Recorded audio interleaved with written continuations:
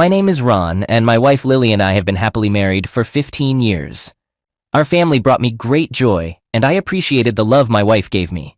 Over time, our relationship grew, and we had two lovely daughters. Both of us had steady, successful jobs. Lily worked as a translator at a film studio, and I worked as a security guard at a company.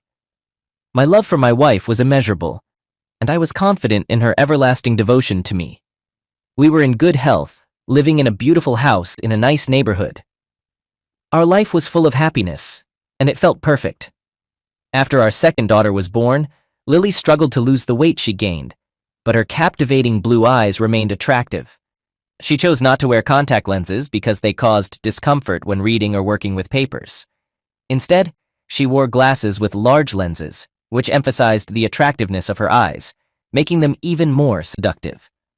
My love for her remained unchanged. I was sure that she really loved me, as our strong bond was quite obvious. Our family was filled with happiness because we had two beautiful daughters, and financial stability was never a concern. My life was filled with happiness until that fateful moment. After 15 years of marriage, an unpleasant incident occurred that threatened the harmony and perfection of our world. In recent years, Lily has developed a habit of going to parties with her female colleagues. They visited various pubs, alternating their favorite places. On Fridays, they met in these places after work. Lily often assured me that it was just an opportunity to chat and relax.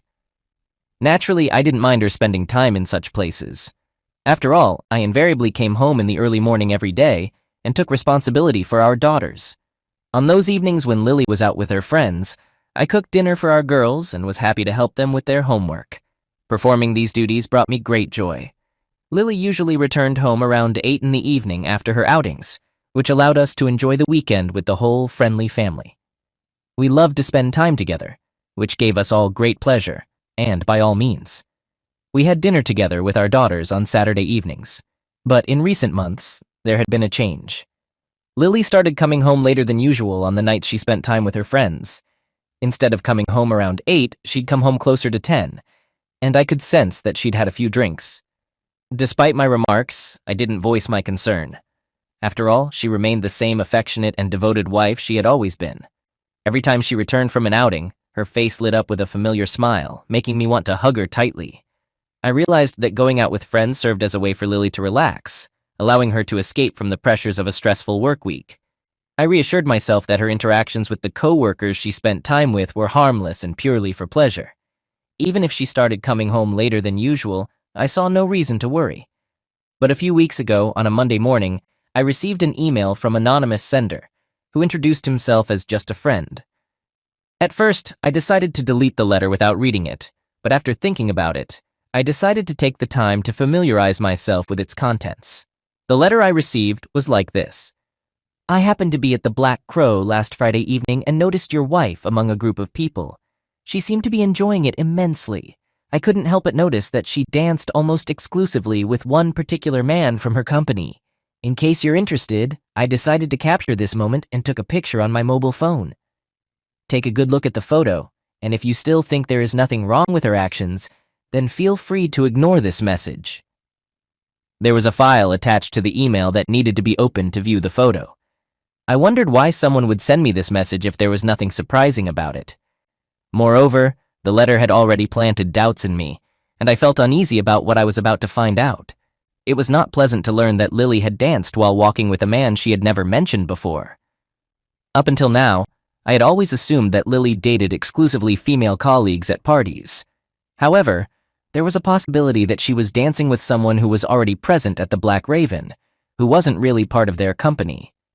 Nevertheless, a lump formed in my throat, and an uneasy feeling swept over me.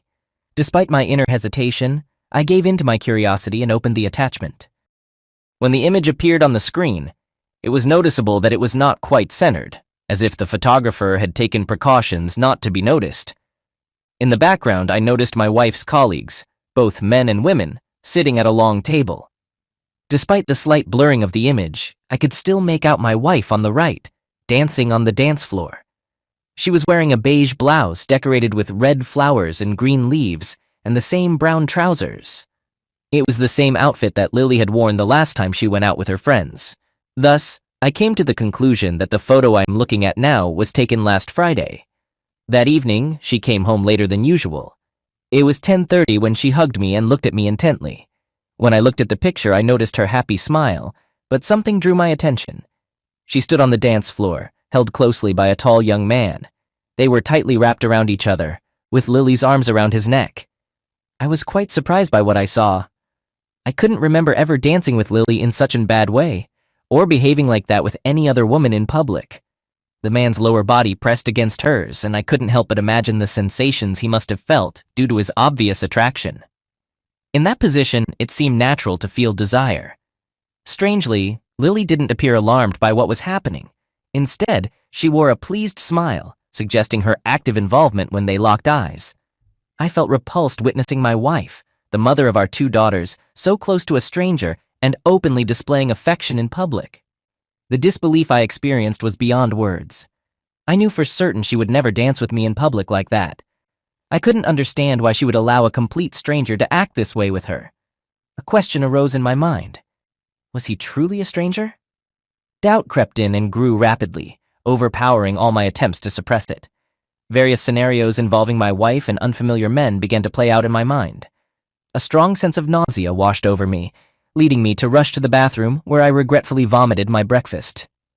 Perplexed, I observed Lily, my beloved wife, behaving in a manner that hinted at promiscuity. Was she really having an affair?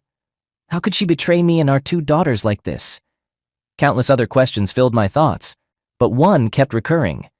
Who was this man? I couldn't help but assume he was a colleague of hers. How long had this secret involvement been happening right under my nose? What drove her to engage in such a deceitful relationship with him? Had she betrayed me? I was determined to uncover the truth and gather solid evidence of what had truly occurred. With a renewed sense of purpose, I tried to uncover the latest information about Lily's actions. For the next half hour, I retreated to the bathroom in my room, attempting to regain my composure and mental clarity. As time passed, a whirlwind of emotions stirred within me. Disappointment, sadness, anger, fueling a growing desire for revenge. I found myself gripped by intense feelings that provoked a strong reaction. At one point, I wanted to lash out at Lily, vent my anger and frustration.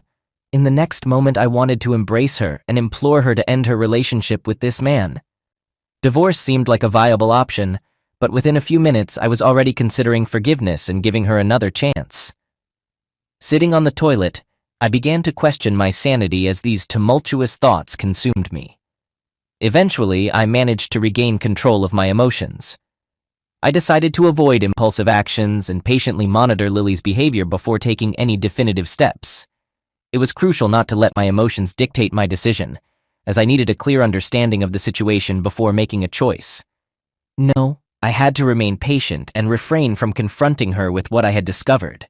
At the same time, I was resolute about uncovering the truth at any cost. I needed concrete evidence to determine if she was being unfaithful or simply indulging in excessive enjoyment. However, I couldn't ignore the fact that she had deceived me by withholding the full truth about her outings with her friends. I noticed that her workplace was just a few blocks from where I worked. Given my frequent business trips, it was relatively convenient for me to keep an eye on Lily. So, the next day, around 11:30 a.m., I discreetly parked my car at the far end of her workplace's parking lot. Thanks to the tinted windows in my company car, I was confident that I remained hidden from prying eyes as I carefully watched the exit door.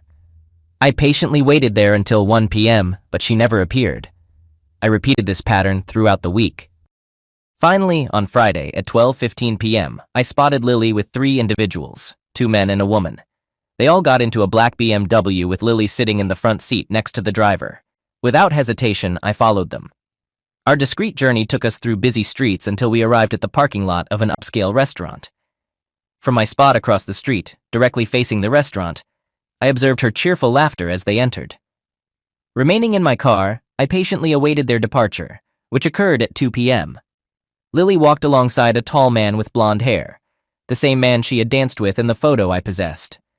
There was an air of excitement and camaraderie about them, evident in her playful interactions with him. It was this display that stoked my anger. Together, they returned to her workplace and disappeared inside. Up until this point, Lily hadn't committed any serious wrongdoing, except for not informing me of her actions. She frequently dined with both men and women. But what troubled me most was the seemingly socializing this group displayed during lunch. Two couples, clearly not friends or colleagues, and that concerned me deeply. What struck me as unusual was that on that Friday, Lily didn't join her female colleagues for their post-work gathering. She returned home at 5:15 p.m., cheerful and wearing her usual smile, displaying remarkable self-control. I refrained from bombarding her with questions, but as we sat in front of the TV after dinner, I couldn't resist inquiring about her day at work and her lunch. For a moment, she appeared confused, but she quickly responded. She claimed to have had a tuna sandwich she had prepared that morning before heading to work. A liar, and possibly even a cheater. Despite my mounting anger, I couldn't ignore the urge to embrace her when she looked at me with her beloved blue eyes. Even as she uttered this blatant lie, conflicting emotions surged within me, torn between resentment and an overwhelming desire to hold her close. Such deep love for a person could elicit such emotions. I knew full well that I had to maintain my composure and self-control so as not to act impulsively and later regret my actions. Instead of pursuing her with questions, I made a conscious choice to change the subject and discuss my own workday. I attempted to behave as I normally did during our weekends together. Lily didn't seem to sense the gravity of the situation. Furthermore, that evening, we exchanged hot words twice, and she behaved as affectionately as ever, like a loving wife. During our vacation, we decided to take our daughters to the zoo to create cherished family memories. For a while, I forgot about the events of the past week, and our day was filled with laughter and joy. Throughout the week, I refrained from monitoring her whereabouts during lunch, as I planned to track her down on Friday evening after work. When my daughters returned home at 3:15 on Friday, I was already there and eagerly awaited their return. I ordered pizza for them, ensuring their happiness, and explained that I had some business at the office. I left them both. My daughters had become quite independent, and I calmly left them alone in the house, provided they locked the doors. I knew they would be sound asleep in their room by the time I got back. Without hesitation, I got into the car and headed to Lily's workplace, arriving there at 5 o'clock. Observing from a distance, I noticed how she drove out of the parking lot, heading in the opposite direction of our house, indicating her intention to meet her friends at the pub for an evening party. It was not difficult to follow her unnoticed, as a line of 6 cars served as a convenient shield for my car. En route, my wife's Toyota seamlessly merged with other cars heading to various venues like a pub, a gathering place, or a dance hall, depending on one's perspective. 10 minutes later, I spotted Lily's Toyota, along with 6 other cars, entering the parking lot adjacent to an establishment known as the Glass Shoe, which uniquely combined a bar and a restaurant. Choosing to remain discreet, I parked the car at the far end of the parking lot, carefully observing the surroundings from the side. After everyone entered the establishment, I exited the car and took a leisurely stroll around the vicinity. It seemed prudent to gather as much information as possible about the place my wife frequented. The pub stood a distance away from other buildings, surrounded on all sides by a parking lot. 2 of its walls faced the street as the pub occupied a corner space, while the other 2 sides were marked by a neatly trimmed cedar fence standing 5 feet high, in front of which parking spaces were available. At that point, I noticed a black BMW from the group, the same one Lily had used to go to the restaurant the previous Friday. Surprisingly, it was now parked prominently in front of the cedar hedge, distinguishing it from the other cars parked outside the building. Upon closer examination, I realized that the building had 2 different entrances, one leading to the restaurant and the other to a bar situated at the back. Both the bar and the restaurant had fire doors intended strictly for emergencies. On the opposite side, where most of the cars were parked, there was an additional entrance. Moreover, there was another entrance leading to the bar, but Lily's company did not use it. Instead, they chose the entrance leading to the restaurant part of the building. Returning to the car, I retrieved the attire I had prepared for this occasion. Swiftly, I changed into a black windbreaker, donned a baseball cap, and put on glasses to alter my appearance. Finally, I inserted a protective prosthesis into my mouth to slightly modify my facial features, similar to a boxer's mouthguard. Despite its hindrance to speech and drinking, I paid no heed because my intention was not to engage in conversation or consume beverages. Glancing at my reflection in the rearview mirror, I reassured myself that I would remain unrecognizable. After patiently waiting for another hour in the car, I finally entered the bar. I spotted a group including my wife, sitting together near the dance floor enjoying drinks and having a good time. Among them were 6 women and 4 men, including my wife. Upon noticing that my wife was sitting in proximity to the same man she had dinner with the previous Friday, a wave of sadness and disappointment overwhelmed me. I couldn't shake the suspicion that there was something between them.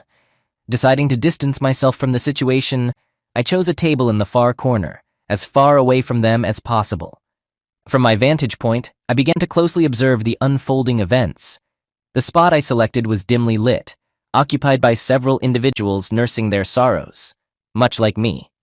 I was confident that no one would pay attention to me in this corner. In less than a few minutes, music began to play, luring people to the dance floor.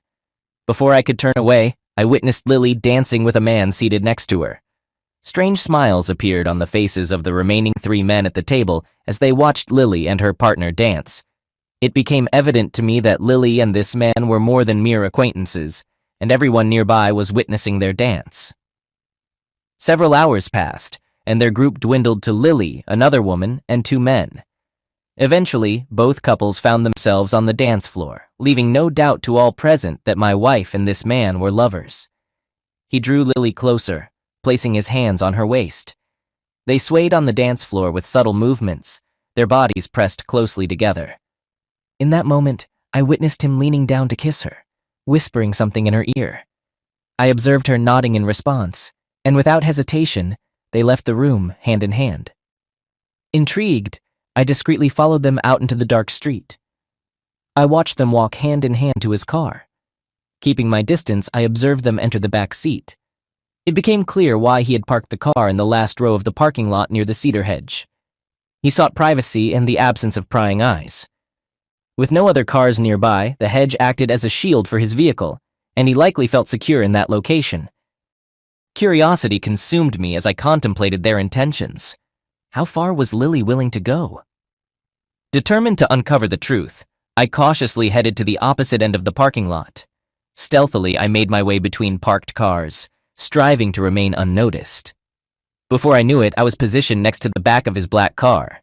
Initially, I noticed an absence of people inside. It crossed my mind that they were likely in the back seat. In the dim light near the hedge, I was certain they wouldn't spot me from inside the car. So I cautiously moved closer and leaned towards one of the rear windows. Unfortunately, the heavily tinted windows made it impossible to see anything. Despite the poor visibility, I could still hear muffled voices from inside the car.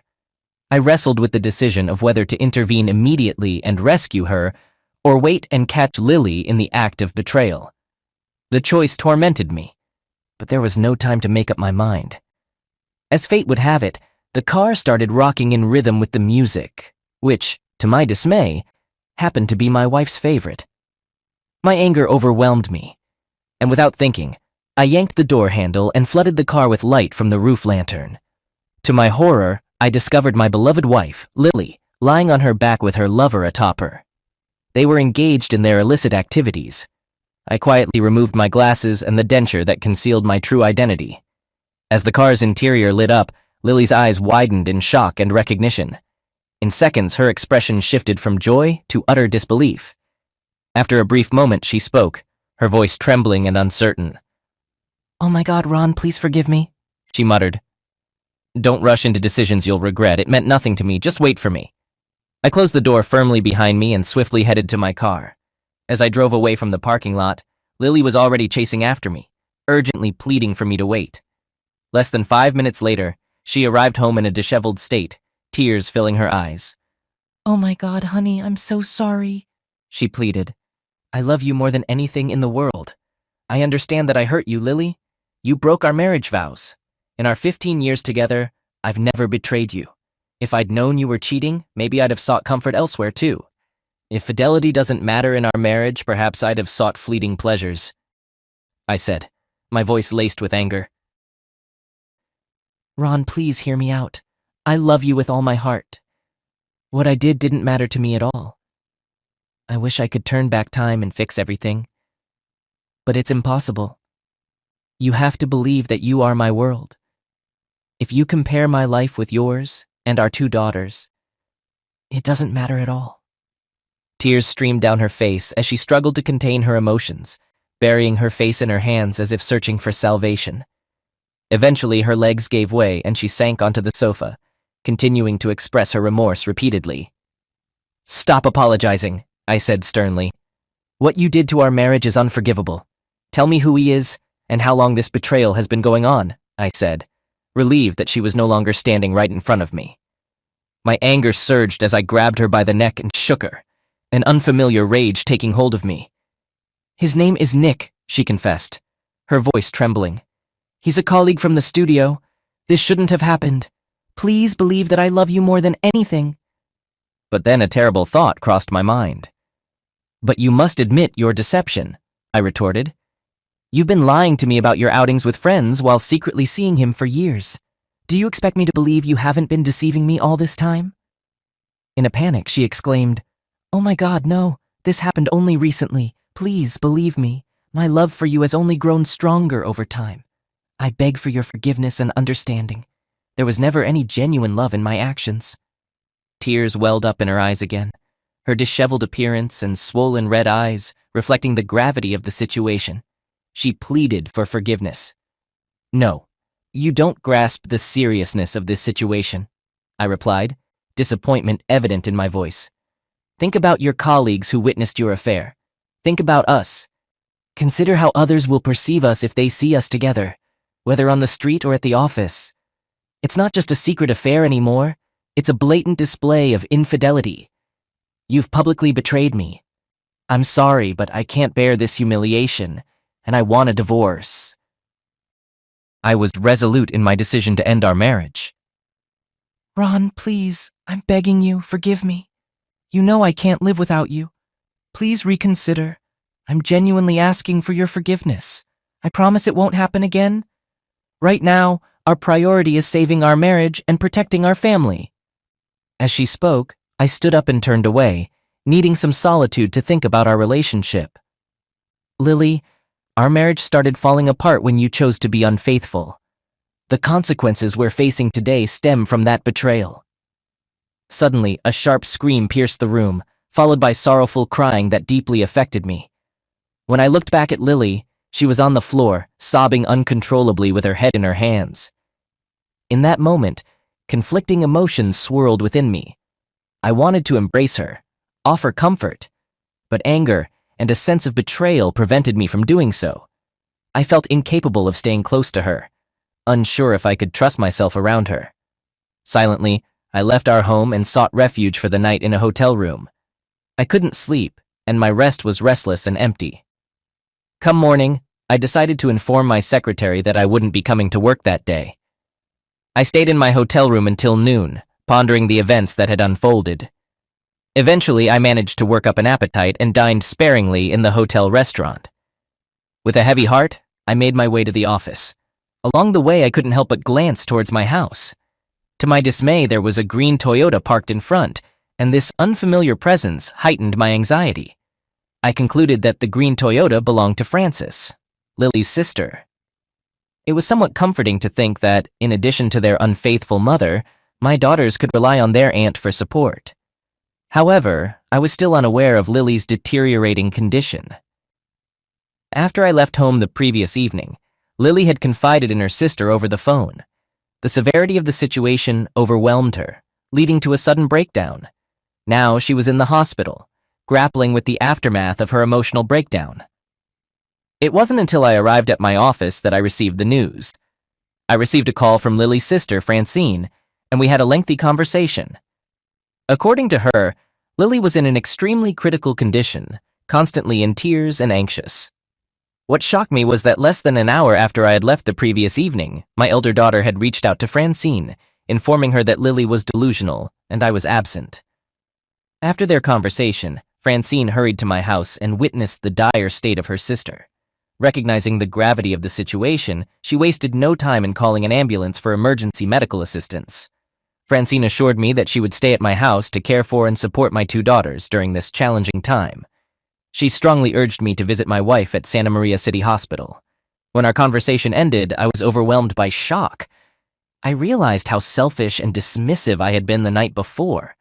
The weight of my actions, or lack thereof, weighed heavily on me. Did I truly decide to leave my home, abandoning my daughters and wife when they needed support the most? Maybe. But one thing was clear to me. If I had stayed with her that evening, there was a disturbing possibility, however small, that my emotions could have led to cruelty due to the immense pain caused by her actions. While she may have played a significant role in the breakdown of our marriage, I had never considered myself a person who ignored problems or avoided facing them directly until yesterday. Was that what I did? In this situation, Lily and I were confronted with a monumental issue, certainly a significant one. But was leaving my family when they needed me the most the only way to justify my decision? Regret and guilt overwhelmed me, intensifying my sense of sadness. Tears streamed down my face as I hid behind the table. Deep down, I wondered if there might have been an alternative path. A path of forgiveness, reconciliation, and perhaps even a distant chance to salvage what remained of our relationship. Of course, the fact that we were in this situation was the result of Lily's actions. She bore full responsibility for betraying the sacred trust that should have been reserved solely for me. But the thought of ending our marriage weighed heavily on my heart, knowing it would cause great pain to my two beloved daughters. It became evident that I needed to explore an alternative solution, and I contemplated the idea of forgiveness.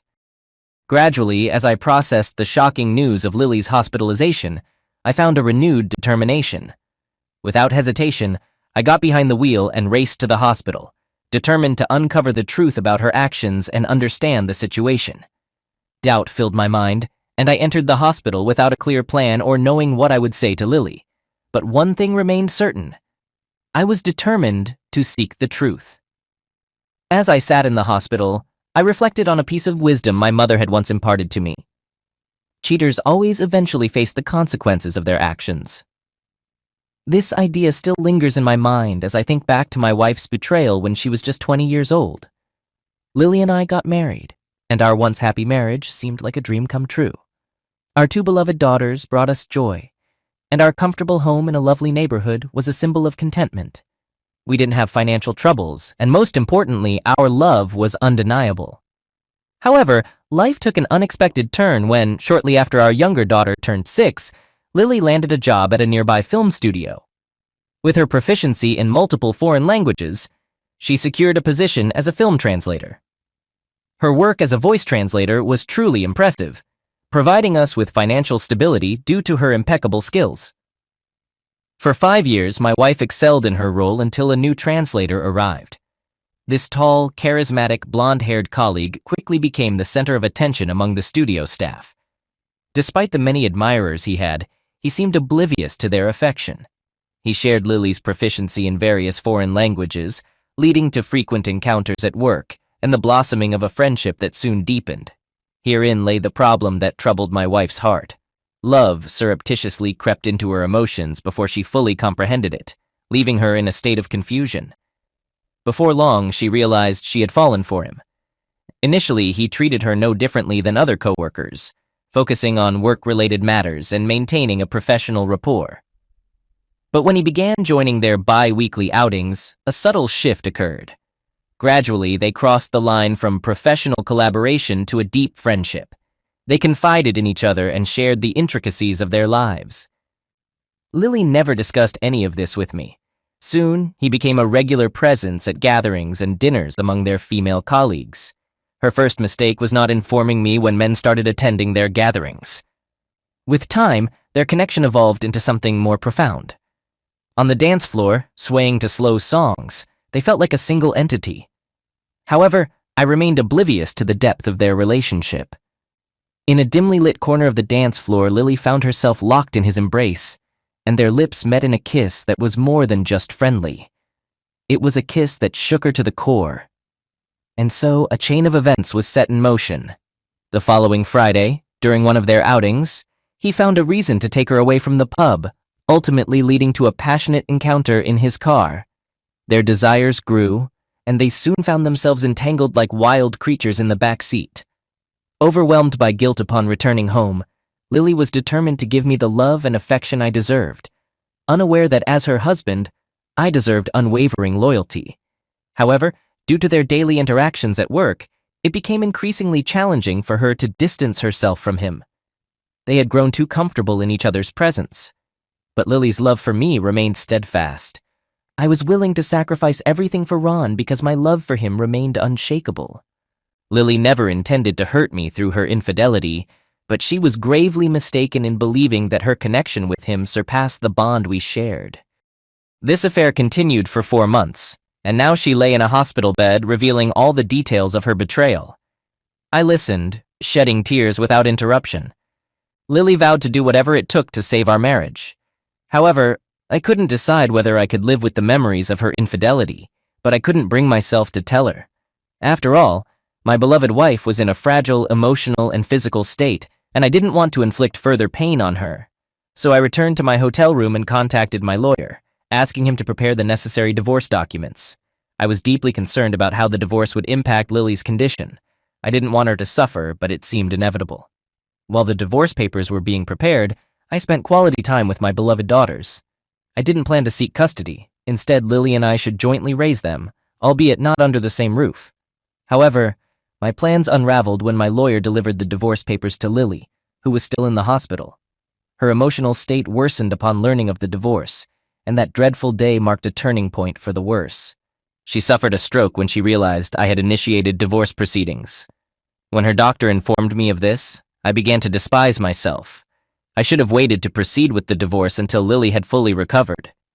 I spent 3 days by her side, holding her hand. Lily's condition deteriorated, and even after 2 months she only showed partial improvement. She was left paralyzed on her left side, and it was a heartbreaking situation for all of us. I blamed myself entirely, but at the same time I understood that if Lily hadn't engaged in a secret affair with her colleague, none of this would have happened. No matter how hard I tried to convince myself to stay in the same house with Lily and our daughters, I couldn't do it. Every time I looked at her, I would be reminded of that scene of betrayal in the car. So, I packed my belongings and moved into a nearby rented apartment to stay close to my beautiful daughters. As much as I didn't want it to be this way, it was Lily herself who had turned our once happy life into chaos and suffering.